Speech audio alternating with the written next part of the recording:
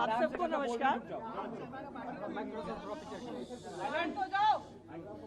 राज्यसभा की सांसद स्वाति मालीवाल जी भारतीय जनता पार्टी की सदस्य बनी है। हम इनका स्वागत करते हैं।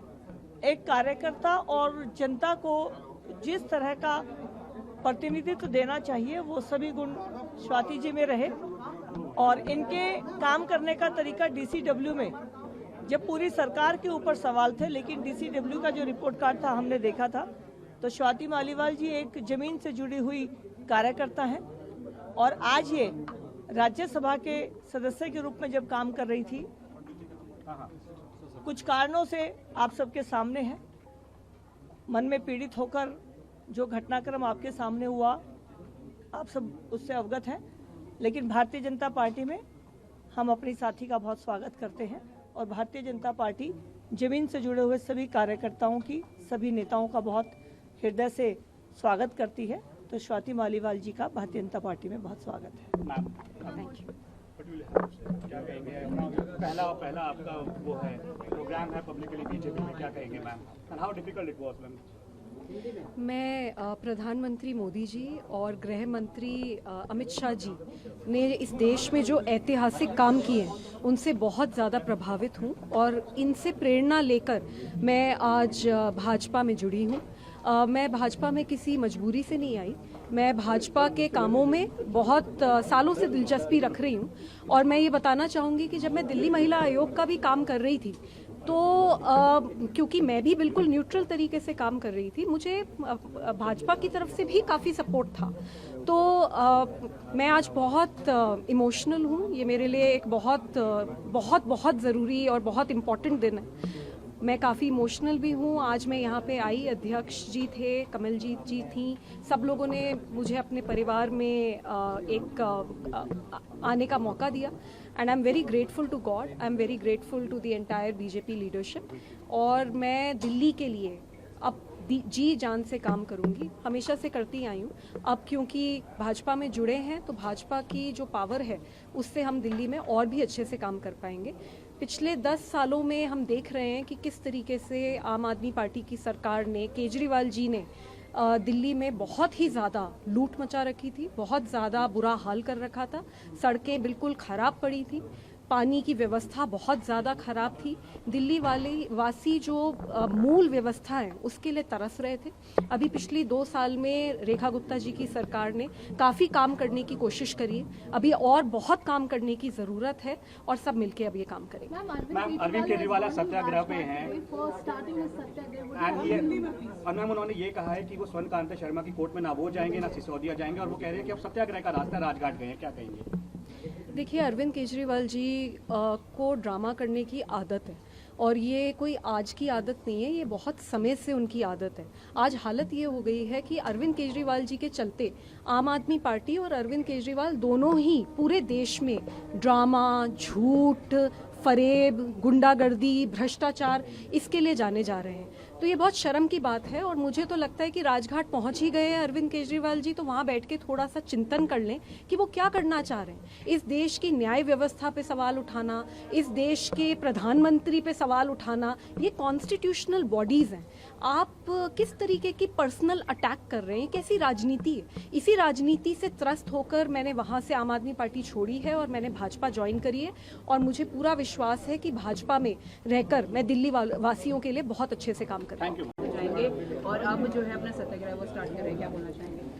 ऐसा पहली बार नहीं है जब अरविंद केजरीवाल जी ने इस तरह के बयान दिए हैं, जब वो पूरी सिस्टम का मजाक उड़ाते हुए नजर आए। 26 जनवरी पर धरना प्रदर्शन करने का उनका प्लान हम सब ने, जब वो राजनीति की शुरुआत में थे तब हमने देखा था। एलजी के घर पे जाकर उन्होंने रात वहाँ पे उनके ऑफिस में इल्लीगल तरीके से गुजारी थी और अब जस्टिस मैम के खिलाफ जो वो कह रहे हैं बहुत बड़ा सवाल है। आपके सबूत और आपने जो किया है उन सब को कोर्ट के अंदर गवाही के साथ पेश किया जाएगा, चर्चा होगी, बहस के बाद डिसीजन होगा। तो क्योंकि आपको पहले ही पता है कि आप उसके अंदर मुजरिम साबित होने वाले हैं, तो आप इस तरह का ड्रामा रच रहे हैं। इस देश में कोई भी पार्टी रही हो, कोई भी नेता रहे हो, लेकिन यहाँ के जुडिशरी और न्याय प्रणाली पर कभी किसी ने कोई सवाल नहीं उठाया। लेकिन अरविंद केजरीवाल अगर ये मजाक भी बना रहे हैं तो उनको शर्म आनी चाहिए।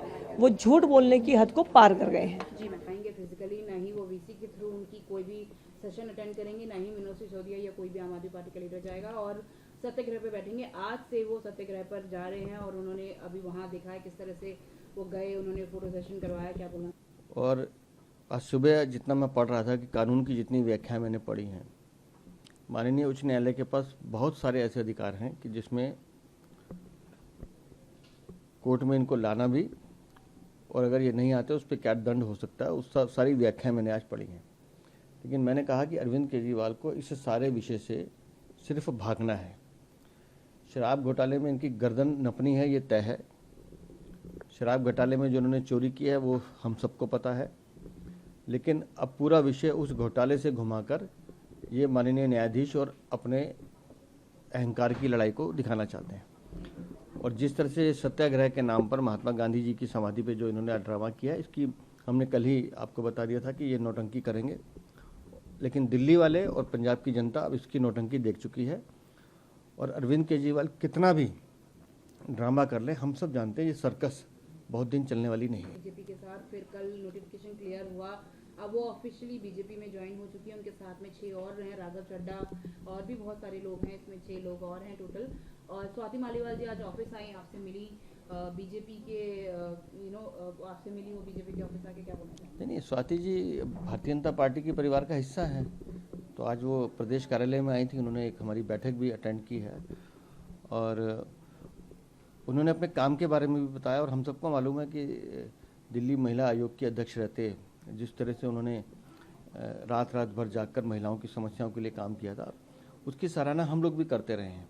और आज उन्होंने अपने अनुभव भी बताए हैं और वो कड़वे अनुभव भी बताए हैं, जिसकी वजह से उन्होंने अरविंद केजरीवाल और आम आदमी पार्टी जैसी भ्रष्टाचार पार्टी को छोड़ा है। तो मुझे लगता है कि उनमें काम करने का जज्बा है, काम करने की ललक है।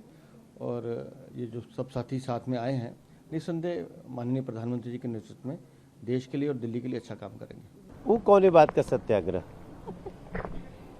उन तो हमेशा झूठ आग्रह पे बैठने वाले हैं। उनके किसी आग्रह को अब कोई सत्य बोल ही नहीं सकता। अरविंद केजरीवाल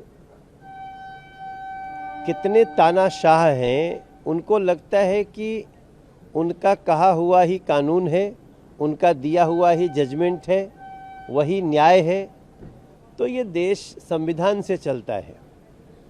उनकी जो जिद है कि हम जिसको चाहें वही जज रहें, तो ये तो भारत का संविधान नहीं होने देगा।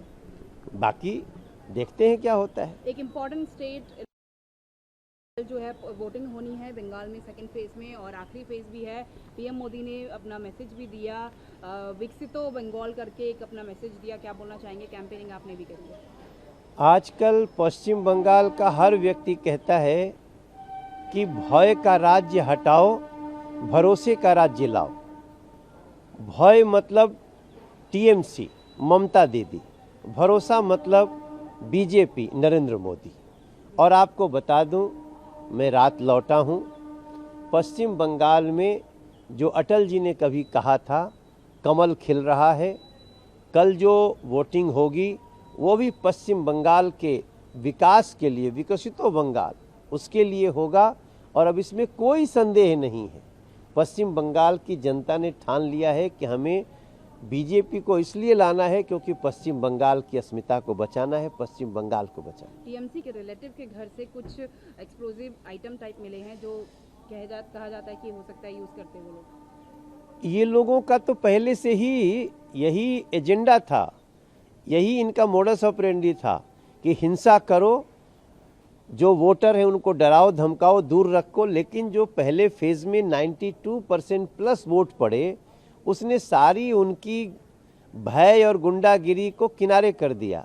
अब जो भी गुंडागर्दी तो छोड़ दो, अगर किसी तरह से भय भी दिखाते हुए पकड़ा जा रहा है ना, तो उसकी वो हालत हो रही है कि उनको अच्छे से पता चल जाएगा कि संविधान क्या होता है।